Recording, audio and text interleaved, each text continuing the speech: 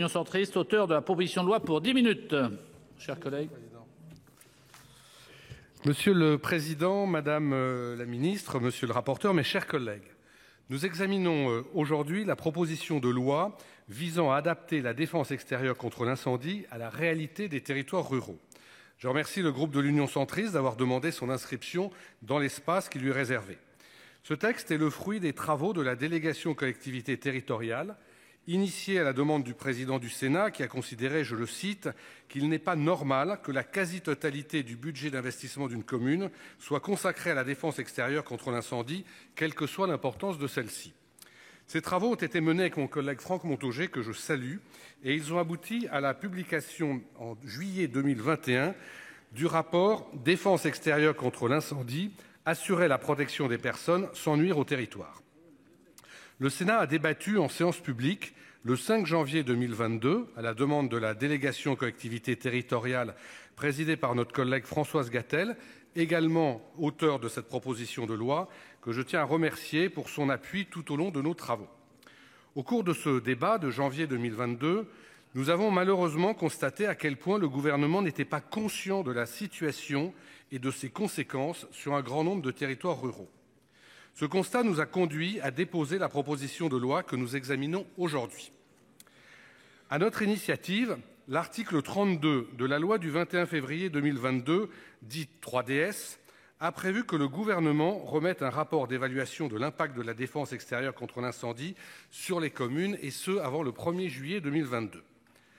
Si celui-ci n'a pas été formellement remis par le gouvernement, comme le prévoit la loi, ce qui est quelque peu surprenant, une copie de ce rapport, daté de juin 2022, m'a été remise récemment à la demande du cabinet du ministre de l'Intérieur. Nous nous félicitons que ce document confirme une très grande partie des conclusions auxquelles nous sommes arrivés avec Franck Montaugé, même si, curieusement, il a été élaboré sans aucune consultation des maires, mais uniquement des préfets.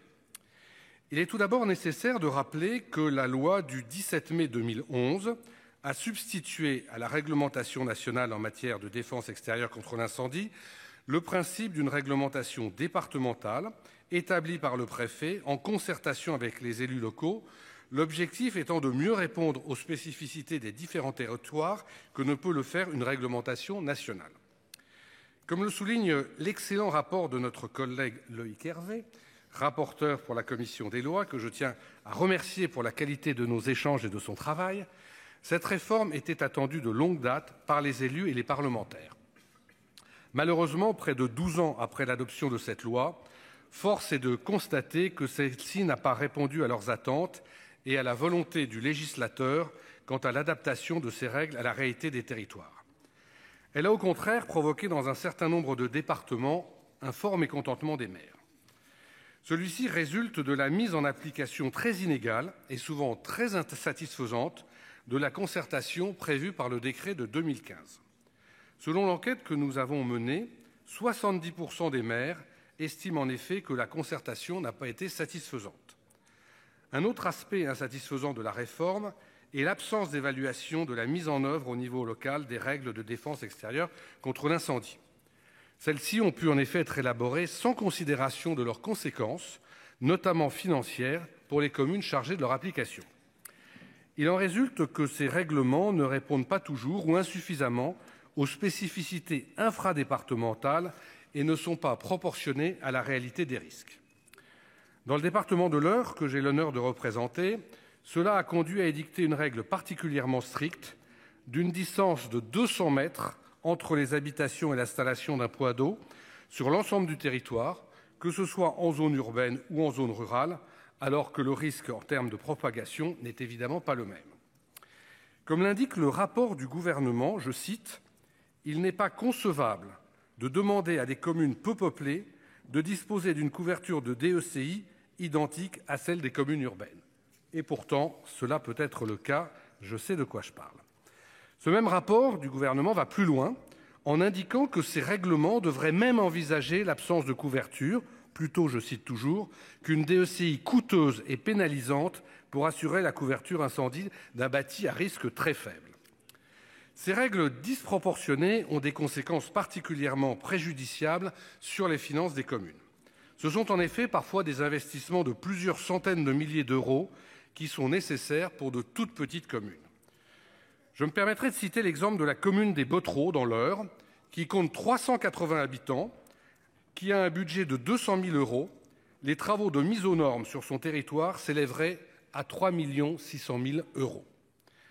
Le rapport du gouvernement rejoint ce constat en indiquant, je cite encore, « La récurrence des sinistres en zone rurale est de faible intensité et les investissements demandés aux maires paraissent souvent disproportionnés par rapport aux finances de leur collectivité. » Je ne saurais mieux dire.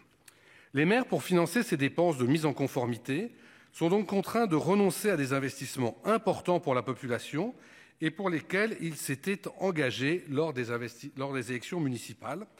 Investissements qui, de surcroît, bénéficieraient davantage aux entreprises locales que des bornes incendie ou des bâches. Cette situation conduit de nombreux maires à devoir refuser toute autorisation d'urbanisme, enclenchant ainsi un cercle vicieux de baisse de population et donc de ressources et de fermeture de classes. Si certains préfets, conscients des difficultés, ont modifié leur règlement départemental de défense extérieure contre l'incendie pour tenir compte des attentes des élus, cela a été le cas notamment 2 fois en Seine-Maritime, ce n'est malheureusement pas toujours le cas.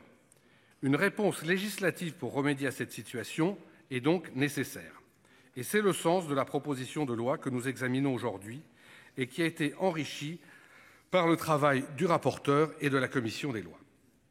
Ainsi, le règlement deviendra un volet du schéma départemental d'analyse et de couverture des risques pour renforcer encore la nécessaire articulation entre couverture des risques et moyens de lutte contre les incendies mis à disposition du SDIS. La consultation des élus dans le cadre de l'élaboration du règlement de défense extérieure contre l'incendie sera renforcée et élargie. Le préfet devra ainsi recueillir l'avis des communes et des intercommunalités lorsqu'elles sont compétentes en matière de défense extérieure contre l'incendie et prendre en compte ces avis. Une évaluation préalable de l'application du règlement dans le département permettant d'objectiver les difficultés devra être faite. Par ailleurs, ce document, le règlement départemental, n'ayant pas vocation, selon l'expression du gouvernement que je cite à nouveau, à être figé, il me semble nécessaire que ces règlements puissent être modifiés à l'issue du vote de cette proposition de loi s'ils n'ont pas été révisés au cours des 5 dernières années. Cette clause de revoyure doit permettre l'intégration de bonnes pratiques, l'évolution des techniques et des risques, notamment sous l'effet des dérèglements climatiques. Elle devra permettre l'édiction également de règles qui devront respecter plusieurs principes indispensables. Premièrement, l'adaptation aux spécificités du territoire. Je proposerai ici de préciser qu'elles doivent avoir un caractère infradépartemental. Le nécessaire équilibre et la complémentarité entre les moyens des communes et ceux des SDIS. La prise en compte de l'impact budgétaire et financier de ces règles sur les finances communales. Comme l'indique le rapport du gouvernement, la fixation de ces règles en fonction du matériel et des ressources des SDIS, malheureusement trop souvent observée, ne peut constituer une règle absolue. Le règlement de défense extérieure contre l'incendie ne doit pas être la variable d'ajustement des moyens des SDIS, mais doit également prendre en compte, je cite une fois encore le gouvernement, la nécessité d'éviter de faire peser des investissements hors de proportion sur les budgets des collectivités. Enfin, ce texte proposera également l'institution d'une commission départementale chargée du suivi de l'application de ces règles. Il s'agira d'inscrire dans la loi la création de cette instance que le ministre de l'Intérieur a indiqué dans un courrier qu'il m'a adressé, appelé de ses vœux. Celle-ci sera composée de maires et présidée par l'un d'entre eux et sera chargée de l'évaluation de la mise en œuvre des règles en la matière et de leurs conséquences en matière budgétaire, d'urbanisme et de développement économique. Cette commission pourra notamment proposer au préfet toute modification du règlement qui lui semblera nécessaire. Tels sont, mes chers collègues, les éléments que je souhaitais partager avec vous pour vous présenter cette proposition de loi. Je vous remercie. Merci, chers collègues. La parole est à